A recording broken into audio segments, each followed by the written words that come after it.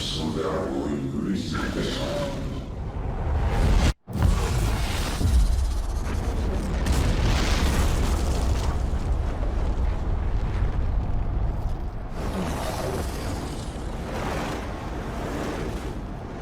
everybody, this is Scott from RPGFan.com, and today we have a very special video.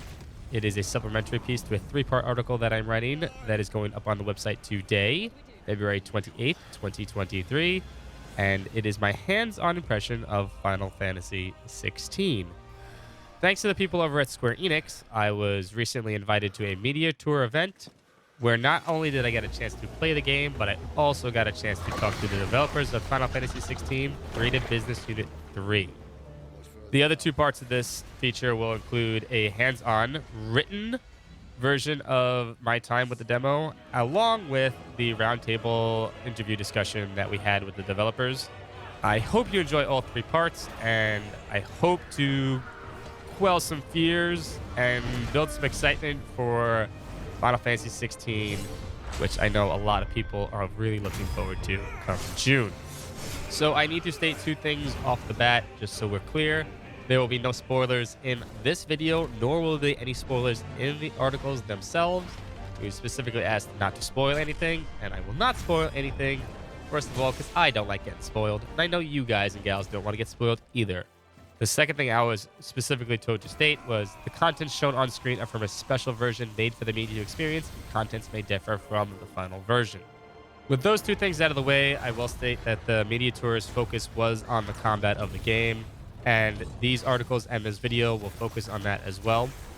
There are some tidbits and some lore drops that are available in all 3 feature parts, but for the most part, we will be focusing on the combat today. So this video is going to be a little more off the cuff and personal compared to the 2 written parts of this feature. Mostly because I wanted to make a video where it's more the information that you're looking for. There's going to be a lot of videos out today where they are heavily scripted, and that's something I wanted to avoid and approach this in more of a casual aspect. Bloody show off. So to jump right into this, I will say at the start that Final Fantasy XVI will be a 100% action-based combat game.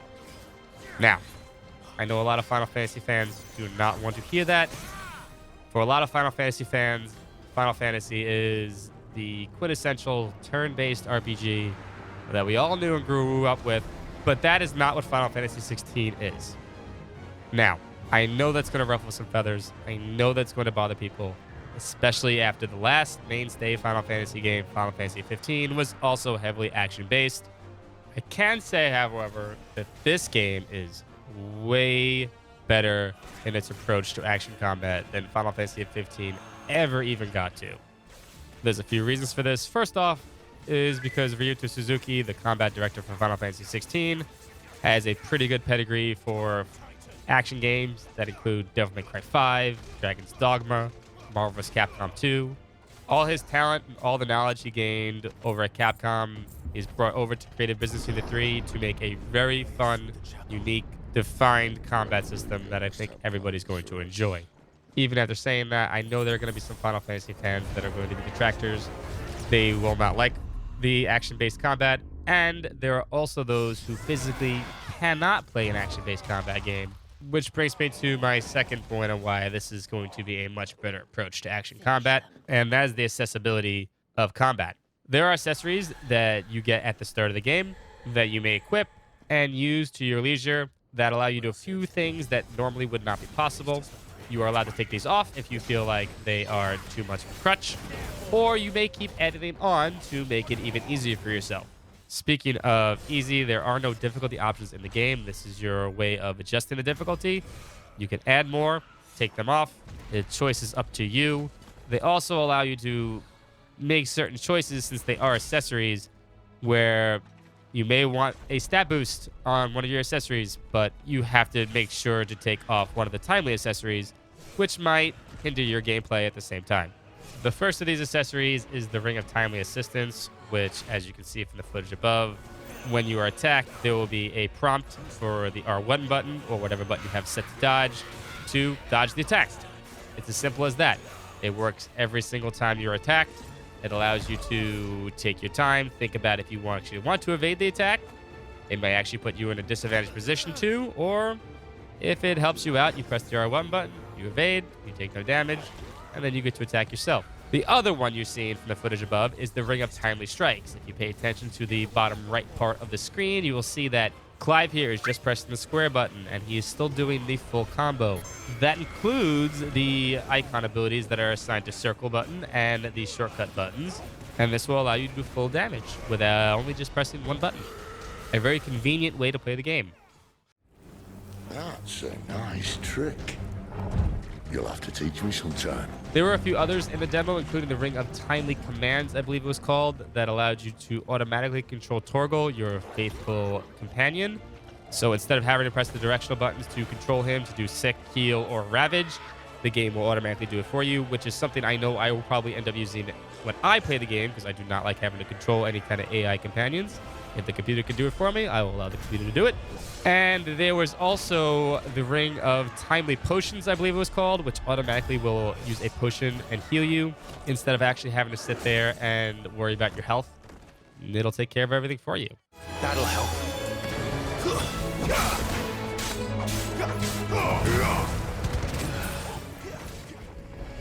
They add a lot of accessibility to the combat, Dodge this. which I think was something that was sorely lacking in Final Fantasy XV. So to all the naysayers of the action combat system, I would say give it a shot with the accessories. I think you will enjoy it. It's very fun with them on or without them on. Either way, I think you will enjoy the system here.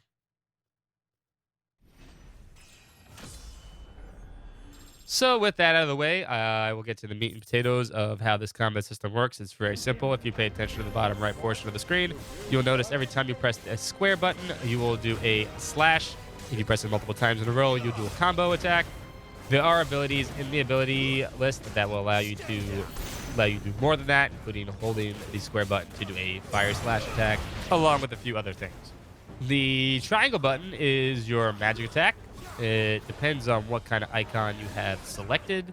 Your icon is located on the top left. It can be cycled through by pressing the L2 button. For the demo, we got to mess around with Garuda, Phoenix, and Titan abilities. For example, if you are on Garuda, you will do Arrow. If you are on Titan, you will do Stone. And if you are on Phoenix, you will do Fireball. They are your long-range options in case you want to take care of an enemy that is further away from you. And trust me, there are some enemies that are going to be pretty much trying to play keep away as you approach them.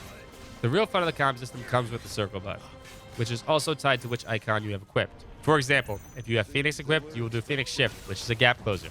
If you have Titan equipped, you will do Titanic Block, which is a shield. And if you have Garuda equipped, you will do Deadly Embrace, which is a tether that drags the enemy to you so you can do more damage. Your icon also dictates which special abilities that you get to use. Each icon has 3 abilities and 2 that you can shortcut at any given moment. Those shortcuts are R2 plus square and R2 plus triangle. Every time you use an ability, though, it will go on cooldown. So you have to be very careful on when you want to use them. For example, if you use both the Phoenix's abilities, you will want to switch to Garuda so you can use theirs, and then onto Titan to use theirs. And then hopefully by that time, the Phoenix ones will come back off cooldown so you can continue your assault. Some examples of these iconic abilities are Phoenix's point-blank AoE attack, their Shoryuken attack, Garuda's counter ability, Titan's ability to grasp the enemy and then do a small QTE session where if you hold the button correctly and time it correctly, you will do more damage and pummel dudes to death. A personal favorite of mine when I was playing the demo. The X button is your standard jump ability. You can jump and do a lot of these combos in the air, including knocking the enemies into the air, such as with Phoenix's Shoryuken attack, and then juggle them in the air, which is a lot of fun. If you look under your health meter, you also notice that there is a limit break bar. If you press L3 and R3 button together, you will also enter limit break mode, which allows you to do extra damage to your enemies. Very useful, especially when you've staggered an enemy. To stagger an enemy, all you need to do is do damage to them. They will get staggered twice, once at half stagger, which allows you to do a visceral attack for more damage, and a second time at full stagger, which will allow you to do more damage, and they also become immobile. This is the optimal time to use your limit break to do the most amount of damage that you possibly can within the time frame. During combat, you also have control of Torgal with the directional pad. Yoshi would like to let you know that Torgal is not only a great fighter, but he's also adorable, and that you can pet him. In combat, you can control Torgal by pressing the directional pad. Up will Sick, right will heal, and the bottom button will ravage. And finally, pressing left on directional pad will access your quick items, which will allow you to do not only healing items in combat, but also allow you to use things like strength tonics, which can be used in conjunction with limit break to do even more damage if you manage to pull off the correct timing for it. And that concludes the battle system breakdown. Some other little tidbits that I know are going to be very important for people. Number one, Torgal is completely AI controlled outside of the 3 commands you give him. He does not get damaged. He does not get hurt. You do not need to worry about him at any point. This also includes the other AI companions that are with you some parts of the game. Sid is available in the demo, as you see in the footage. Sid does not take any damage. He does not need to be controlled. He is fully automated. You do not need to heal him. You do not need to res him. You do not need to do anything else like that. This is not a Tales of game. You do not need to worry about stupid AI doing stupid stuff and getting themselves killed and making your life that much more harder. That, for me, was a selling point because when I see AI companions, I immediately think of a lot of other games, a lot of the other RPGs that just have really bad AI, that you just need to babysit them because you need them alive most of the time. Thankfully, this game, you're in control of Clive, and that is it. As for my thoughts and impressions of the combat system, I really enjoyed it. It didn't feel sluggish. It felt quick, responsive. It did not feel overbearing, especially since at this point of the game, you are not supposed to have some of the abilities that you have in the demo. But even with those abilities, it did not feel like I was struggling to keep up with everything on screen. Then again, I'm a big action fan. I love Ys games. I love when games have a lot of things going on. But at no point did that happen in this demo. So I think it's going to appeal to a lot of people, and it's going to be very accessible for people and enjoyable for a lot of people too. If there's one thing I will say that I did not like about the combat system were the QTEs. Square Enix wants to call them cinematic attacks, but let's be fair, they are just basically your bog standard QTEs. You press square, you press R1, or you mash square in some of these, and they look beautiful. They are amazing to watch, especially in this game's engine. It's just so fantastic to watch. But from a gameplay perspective, I've never been a big fan of QTEs. They're really cool to watch sometimes, but I think I could do with a lot less of them. I think I'm nitpicking at the same time. Honestly, I thought they were honestly pretty cool the first time I watched them. I could see if you have to do them multiple times, it could get really boring really fast, especially if you're struggling against the boss and you go, oh man, I gotta do this QTE again. I get it. I wouldn't want to do that either.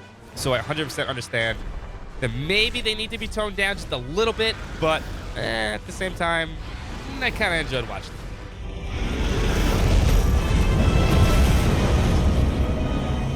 Now, the demo had 2 bosses. Well, to be fair, 3 bosses, but we'll get to the third one in a bit because that's the big one. The first boss is a mini boss as you climb up the tower in the demo, and that was against Soprano and Tirada. I thought the Soprano and Tirada fight was actually very cool. As a fan of Final Fantasy XIV, I kind of had a giggle when I saw them. I think this is the first time ever being in a game that's not Final Fantasy XIV. I could be wrong on that. It kind of felt like you were fighting an action combat version of these two, which was a lot of fun. Do not fear, my 2.0 Final Fantasy XIV players. There are no spiny plumes that you're going to pop and thus wipe yourself. Less from you. This is the second time you've bested my sisters. It was a cool little warm-up toward the actual final boss of the demo, which was Benedicta, who is the dominant icon of Garuda. That fight at the end was a lot more fun, a lot more cinematic. It was also a lot longer. There were definitely a lot of callbacks to Final Fantasy XIV, which makes sense. This is the same development team. Obviously, they kind of took Garuda and made her into a very recognizable icon / summon in the series. If you play Final Fantasy XIV, you will definitely notice a lot of similarities between the two. I don't want to spoil much more than that for the boss fights. You can watch some of the footage above if you're interested. There's definitely some very cool cinematics going on. So, there was a third boss in the demo. This was the big one. This is going to be the selling point of this battle system, in my opinion.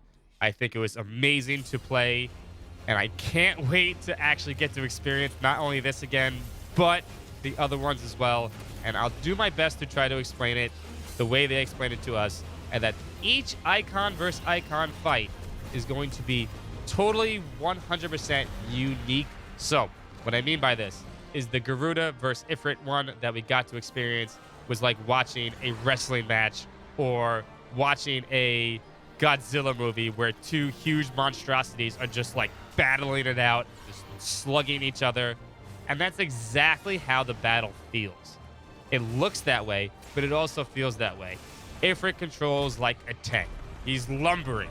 He has weighty movement. His attacks are just really slow, but super powerful.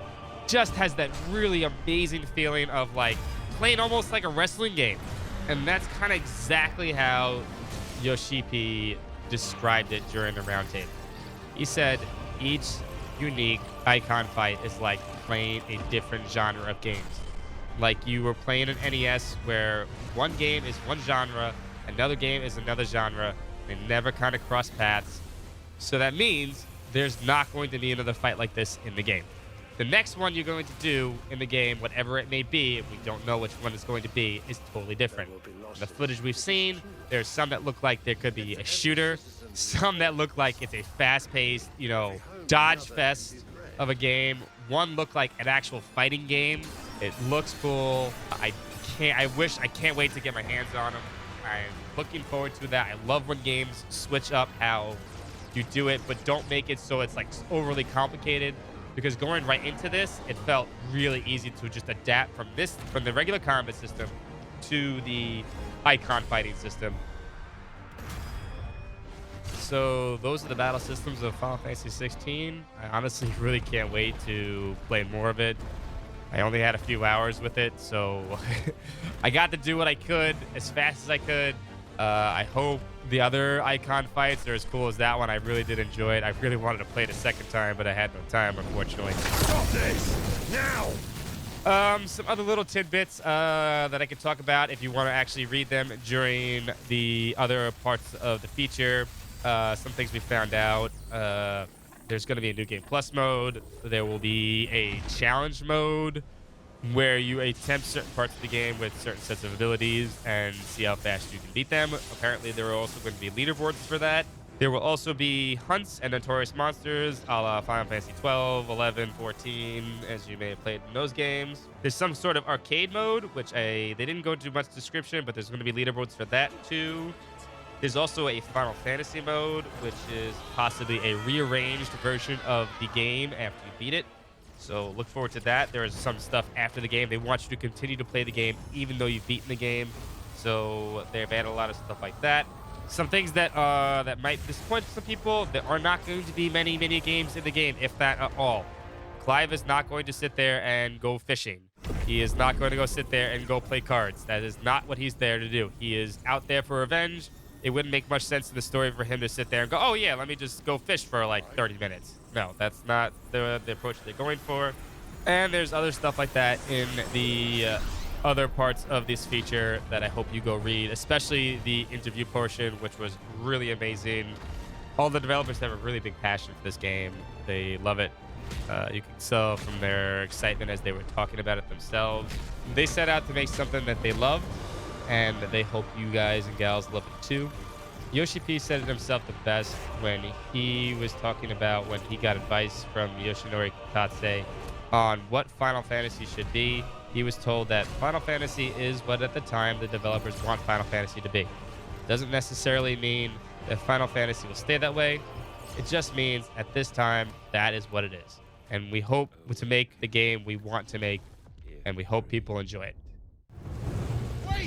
So that's all the information we got from the media tour as of now. Final Fantasy 16 is right around the corner. It's 4 months away. I hope this holds you over till then.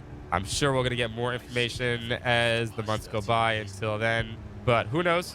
There's also, like I said, more information in the actual features on the website themselves, including the written portion and the developer roundtable discussion, where you can find more in-depth details on everything I discussed at the end of the video. And that's all I got for this video. I hope you enjoyed it. We are RPGFan.com. We're celebrating our 25th year anniversary on the net, and we hope to have 25 more amazing years ahead of us. And you can catch me, Scott, your RPGFan.com Twitch host, on our Twitch channel at twitch.tv/RPGFancom, all one word. We will be live tonight, the 28th. So if you have any questions on Final Fantasy 16 or my impressions or how the game played, I'm more than willing to answer as best I can. If you want to come on over and enjoy it, and I hope you guys do. I will be streaming the rest of the week as well. And this is the portion where I tell you give us a follow on all the social media platforms like Twitter and Twitch and YouTube and all that other good stuff, or just come read the website. Yeah, and I'll see you guys next time. Have a great night. Peace out. Have a great one.